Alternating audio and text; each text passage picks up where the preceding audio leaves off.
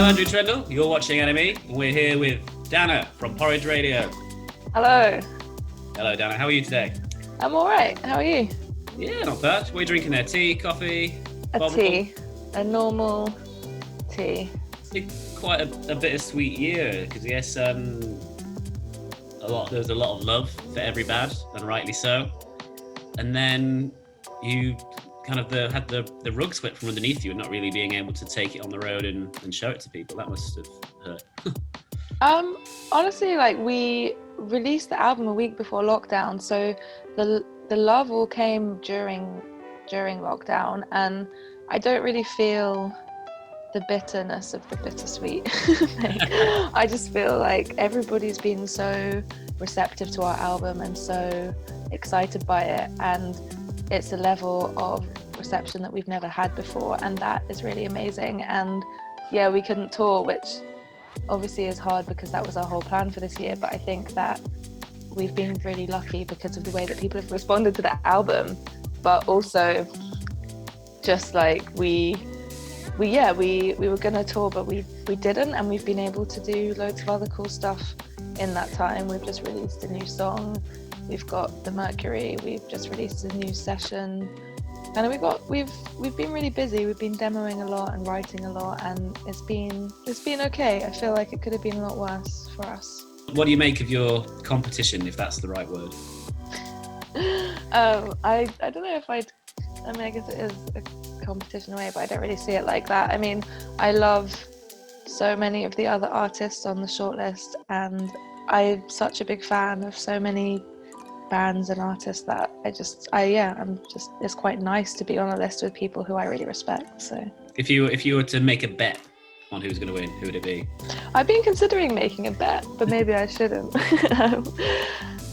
Maybe, I mean, like, I think Michael Kiwanuka would be who I'd want to win, maybe, but it's hard to say. I guess, how do you make a decision?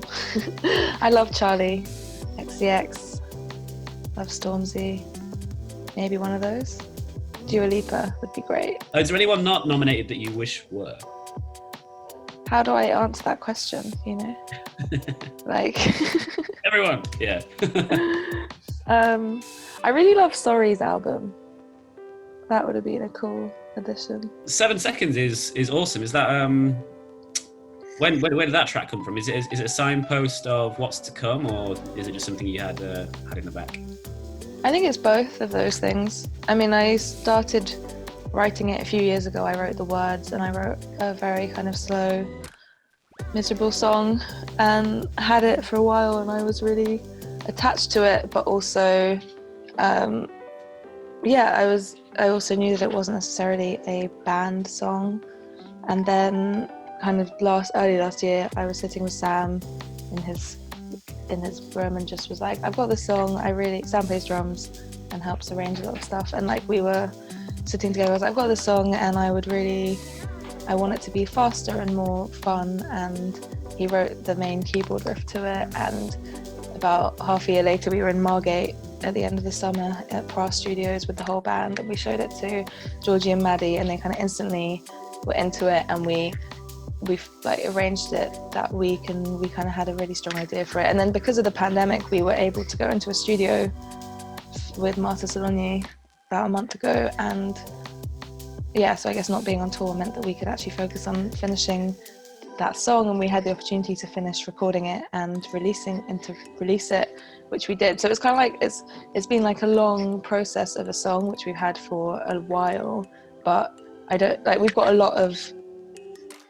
songs that we kind of excited to start recording and thinking about the future of releasing, but we didn't think we'd be able to get to this point so soon. So yeah, it's got that kind of combination of like, it's been waiting for a while, but also it is very new, and like with the production and the way that we wanted it to sound, that's definitely kind of the direction that we are leaning into and thinking more about. What kind of timeline do you think that'll be? Do you reckon we might have a new Porridge Radio record by the end of the year, or are you just going to take your sweet time and wait for the world to not be on fire anymore? I think that the world has been on fire for a while and will continue to be on fire. I think we're just going to keep working on what we want to work on. I mean, I've got loads of ideas, loads of songs, we've got loads of plans, and we'll just see if they can happen. I don't want to rush anything, but I've got a lot of things I want to do. And would you say that the dumpster fire vibes that the rest of the world is giving off at the moment have crept into the new songs? I think that it's not about it being like right now. I think the way that I write is kind of over a long period of time anyway, and like words will kind of be the starting point, but the way that a song develops, I mean, like even Every Bad, it was a few year process from starting demoing to releasing it, and even before then I'd been writing these songs and we'd been playing them live and we were playing them as a band. So I think the way that music gets presented when it's finished is like, oh, this is a brand new thing and it represents the world as it is right now, but you know, it's a long process, and the songs represent a long period of time, and there's always things that are not great in the world. I think seeing 2020 is like the dumpster fire year. It's like there's been a lot of like, it's, you know, it's a build up. It's not just about this year. There's a lot of bad things happening all the time. Can you tell us about your plans for next year? Are you penciling in tour dates, or are you guys being quite cautious?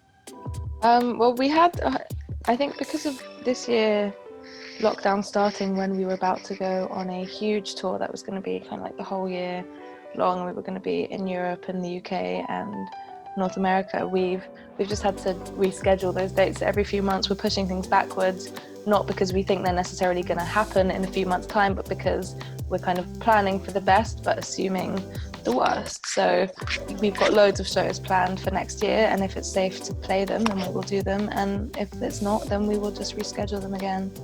Dana, thank you so much for your time. Thank you very much.